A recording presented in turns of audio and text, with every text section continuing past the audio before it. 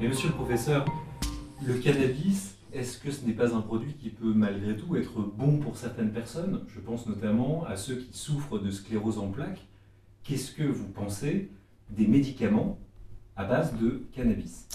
Eh bien là, c'est le pharmacologue qui va vous répondre et vous dire tout d'abord qu'il a fallu rompre avec les critères habituels qui servent à qualifier un médicament pour autoriser le cannabis en tant que médicament sous la forme d'une association entre le tétrahydrocannabinol et un autre cannabinoïde, le cannabidiol. Ce qui qualifie un médicament, c'est ce que l'on appelle le rapport bénéfice sur risque.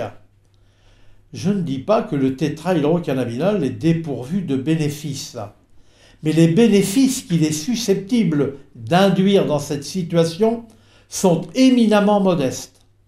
La réalité de ces bénéfices est avérée, l'intensité par contre est d'une grande modestie. Voilà pour la valence bénéfice. Quant aux risques qui lui sont associés, ils sont majeurs, ils sont considérables. On fait disparaître chaque mois ou en tout cas chaque année des médicaments anciens de la pharmacopée en estimant que les bénéfices ne sont plus à la hauteur des risques. Là, on connaît les risques multiples et je vais en examiner un certain nombre d'entre eux. L'indication, on nous a dit que ce médicament était irremplaçable et qu'on ne pouvait pas continuer de n'en point faire bénéficier les pauvres patients atteints de sclérose en plaques. Dit comme cela, c'est vrai que nos cœurs ont envie de fondre. Mais il faut voir la réalité qui se cache derrière cette situation. Voilà un médicament qui va créer une ébriété, qui va créer des troubles de la coordination, qui va créer des troubles de l'équilibre. Ce sont hélas des troubles dont se plaint déjà spontanément le sujet atteint de sclérose en plaques. Les troubles de l'équilibre, les troubles de la coordination. On dit que le sujet est douloureux quand des spasmes viennent aggraver ces troubles. L'effet analgésique est effectivement présent, mais à un niveau modeste, que l'on peut situer quelque part entre celui du paracétamol et celui de l'aspirine, à rien de considérable. Mais ceci au prix d'une dépendance. C'est-à-dire que l'essayer, c'est l'adopter, c'est en devenir accro et dépendant.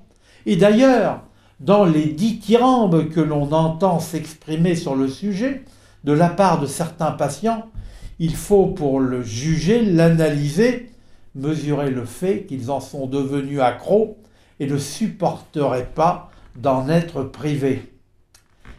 Ajoutez à cela que ce médicament ouvre l'appétit. Ouvrir l'appétit chez des sujets dont l'autonomie, dont la dépense musculaire se trouve diminuée, c'est le risque de prendre du poids, avec des troubles dysmorphiques qui n'apportent pas, qui n'ajoutent pas à l'humeur triste de ces patients, n'est-ce pas? C'est les rendre aussi beaucoup plus difficiles à mobiliser par les assistants de vie qui viennent leur porter secours. C'est par l'ivresse que cela produit l'impossibilité de conduire un véhicule quand un certain nombre d'entre eux étaient encore susceptibles et capables de le faire. C'est altérer la cognition.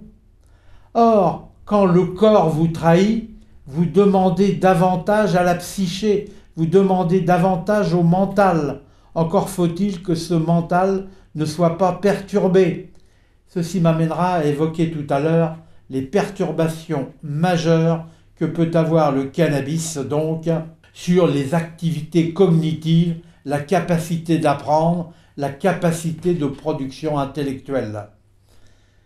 J'ajouterai encore dans ces relations avec le cannabis les troubles dépressifs, l'humeur du sujet atteint de sclérose en plaques n'est pas une humeur enjouée, n'est-ce pas?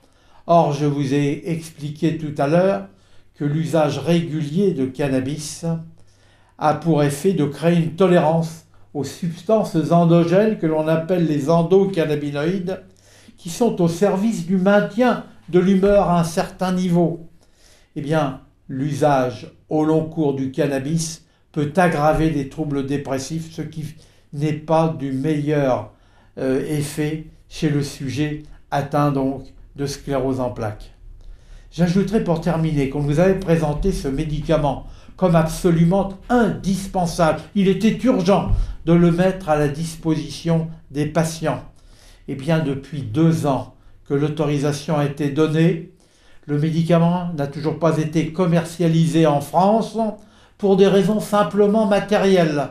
Parce que le laboratoire qui veut le commercialiser demande un prix que le ministère de la Santé juge trop élevé, avec un ministère de la Santé qui ne veut pas le rembourser à un niveau suffisant. Alors urgent, indispensable, quand on nous explique aujourd'hui qu'il n'est pas commercialisé, on est réellement dans l'entourloupe, on est réellement dans l'enfumage, mais si l'on arrivait à faire de ce médicament un médicament bon pour tout, il deviendrait rapidement bon pour tous. J'ai vu des jeunes dans ma consultation cannabis, un jeune venir un jour me dire « C'est vrai docteur, c'est bon le cannabis, c'est bon pour le glaucome ?»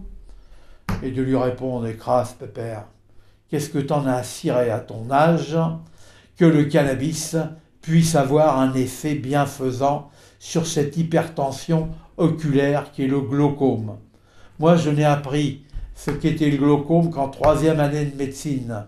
Que ta mamie me pose cette question, si elle en est atteinte, je lui répondrai « Mais toi, pépère, tu n'as vraiment rien à cirer de cela. » Et on est dans la manip.